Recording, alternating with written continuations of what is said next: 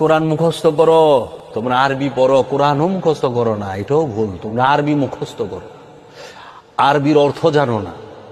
এই বাংলার জমিনে যত মোল্লা মুন্সি আছে সবাই আরবি ভাষা মুখস্থ করে, তারা সবাই এই আরবি কোরআনের পুরোপুরি অর্থ জানে না যদি ডিকশনারির সাহায্য না নেয়। ভাব জানবো কই থেকে? ভাব জানা সম্ভব? এত অর্থই জানে না, তাও অর্থটা জানে ডিকশনারি, একটা লোগাত, একটা ডিকশনারি, একটা শব্দ ভান্ডারের সহযোগিতা নিয়ে।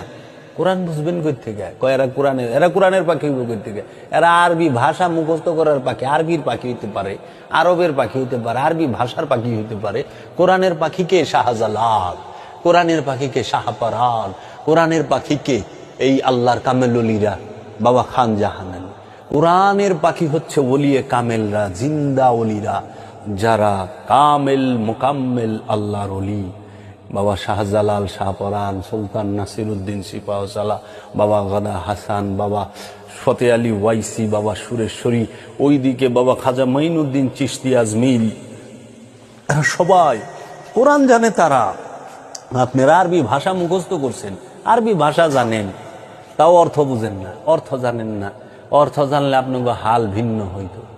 আল্লাহর কাছে কয় ইহদিনা সিরাতাল মুস্তাকিম সিরাতাল্লাযিনা আনআমতা আলাইহিম, আজ পর্যন্ত চাইবার লইছে যে আল্লাহ আমাকে সিরাতাল মুস্তাকিম দেন, আমাদেরকে সিরাতাল মুস্তাকিমের পথে চালান।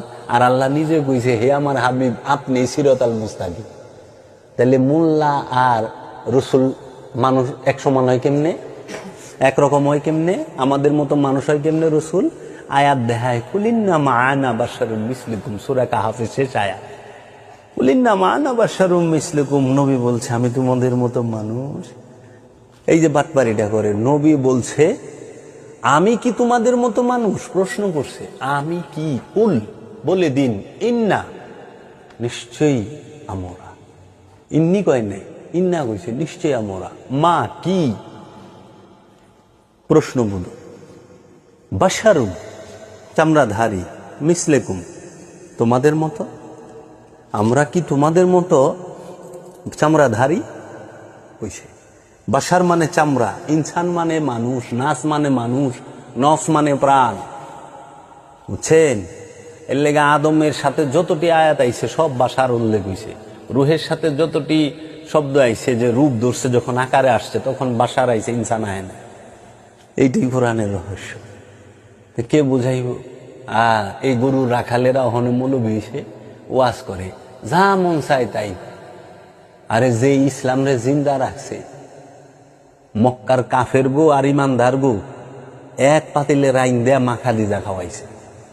মাখাদিজার পালের উট সুরা কইরা আর ঝুল কইরা আর খবুজ বানায় খাওয়াইতে খাওয়াইতে রসুল তার সমস্ত কিছু শেষ করে দিছে, নিঃস্ব করে দিছে। আর ওই একই রসুলের আদর্শ হেরা লেবাস ধারণ কইরে, আদর্শ তো নাই, কোরআন হাদিস মুখস্থ করে ওখানে হেরা ওয়াজ করে শিল্পপতি হয়ে যায়। একটা শিল্পপতির কাছে যে টাকা নাই, যায় দেখেন বাংলাদেশে বড় বড় স্কলার কাছে তার থেকে বেশি টাকা আছে। তারা যে লাক্সারি জীবন যাপন করে।